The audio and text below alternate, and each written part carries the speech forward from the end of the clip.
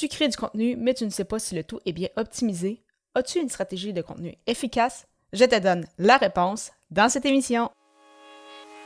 Les médias sociaux en affaires est ton rendez-vous hebdomadaire pour en connaître davantage sur les différents réseaux sociaux et les plateformes de création de contenu dans un contexte d'affaires. Chaque semaine, je répondrai à une question thématique qui te permettra d'appliquer concrètement ces conseils pour ton entreprise. Si tu reconnais l'importance et la puissance des réseaux sociaux ainsi que de la création de contenu pour ton entreprise et que tu souhaites en apprendre davantage sur cet univers, tu es au bon endroit.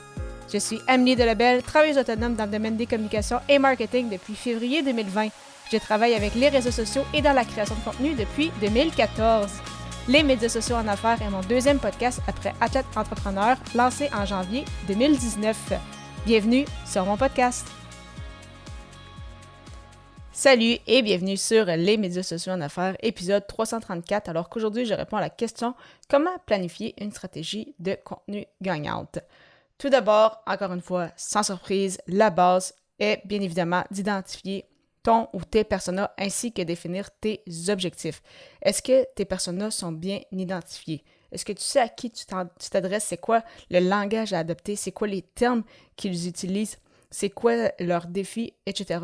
Parce que quand tu crées du contenu, il faut savoir justement quel angle avoir, c'est quoi leur défi. Et plus tu sais des détails sur ton persona, plus ça va être facile d'en créer. Et bien évidemment, ton persona, tout comme toi, tout comme ton entreprise, va évoluer au fil du temps. Donc, c'est vraiment un exercice que je recommande de faire aux 6 mois. Mais si tu ne l'as pas encore vraiment défini, mis officiellement sur la table, si tu n'as pas vraiment écrit qui était ton persona, vraiment, je le répète, mais c'est tellement un exercice important à faire. Et tu vas t'en remercier. Tu vas voir que ça va être beaucoup plus facile de créer du contenu une fois que tu sais à qui tu t'adresses. Et justement, parlant de créer du contenu, est-ce que tu sais pourquoi tu le fais? Est-ce que tu as clairement défini tes objectifs avec les fameux objectifs SMART, donc spécifiques, mesurables, atteignables, réalistes et temporellement définis, que ce soit en termes de vente, de revenus, etc. Donc, c'est bien beau publier sur les réseaux sociaux, mais si tu ne sais pas vraiment pourquoi tu le fais, ça va être difficile d'obtenir des résultats si tu n'as aucune intention derrière. Par la suite, as-tu fait le tour pour voir où tu en étais? Est-ce que tes réseaux sociaux sont à jour? Est-ce que toutes les informations, tous les endroits où tu peux ajouter des détails, est-ce que c'est à jour? Est-ce que ça reflète bien ton entreprise, où est-ce qu'elle est aujourd'hui? Est-ce que ton site web aussi est à jour si tu l'as créé en 2018 pour te lancer, que tu avais été un peu ici et là juste pour au moins t'assurer que tes services étaient en ligne? C'est parfait, c'est mieux que de ne rien faire, je le mentionne souvent, mais quelques années plus tard, ça pourrait peut-être être bon de temps à autre, justement, de regarder un peu, voir qu'est-ce qu'il y en est. Est-ce que ça aussi, est-ce que c'est à jour? Est-ce que si tu as des prix, est-ce que les prix affichés sont les bons aussi? Est-ce que les gens sont capables de bien te contacter, etc.? Et la même chose si tu as différentes plateformes où est-ce que les gens peuvent te retrouver. Donc vraiment, c'est ça, s'assurer que tout ça soit à jour, que toutes les sections soient remplies et t'assurer aussi que ça correspond toujours à ton image, à ce que tu veux refléter. Si les termes choisis sont les bons, si ton image de marque est encore celle que tu veux projeter. Si ce n'est pas le cas, eh bien, il y aurait certainement des modifications. Prendre le temps justement de parler avec un spécialiste là-dessus. Un autre point super important pour t'aider avec ta stratégie de contenu, c'est bien évidemment le fameux calendrier éditorial. Donc oui, pour tout ce qui touche à tes réseaux sociaux, mais aussi pour les autres formats de contenu que tu crées pour que tu puisses être en mesure de faire des liens.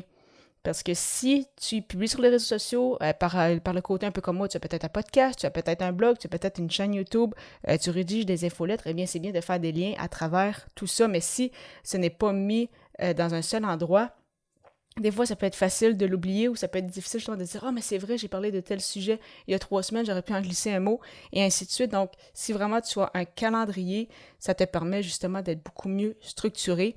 Et encore une fois, avoir un calendrier éditorial, je sais que ça peut faire peur à certaines personnes parce que dans leur tête, un calendrier éditorial, c'est structuré, donc c'est rigide. Mais je te rassure, un calendrier éditorial ne doit pas être rigide. C'est fait pour avoir, comme je mentionne, une structure de base, donc savoir justement qu'est-ce que tu vas publier, à quel moment, c'est quoi les thématiques les plus importantes, mais il faut quand même faire place, bien évidemment, à l'imprévu. On le sait que des fois, il y a des choses qui se passent dans le monde. Tu veux peut-être rebondir justement sur l'actualité. Il y a des choses qui vont changer.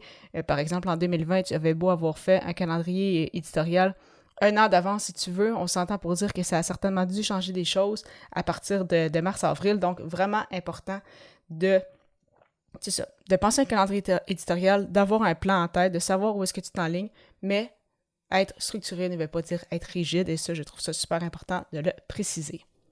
Tu aimerais discuter avec moi pour voir comment tu peux planifier une stratégie de contenu gagnante? C'est facile, tu vas simplement prendre rendez-vous gratuitement avec moi au ameliedelabel.com/consultation. Au plaisir de te retrouver à l'épisode 335 alors que le sujet sera « Comment avoir du plaisir à créer ton contenu ». À bientôt!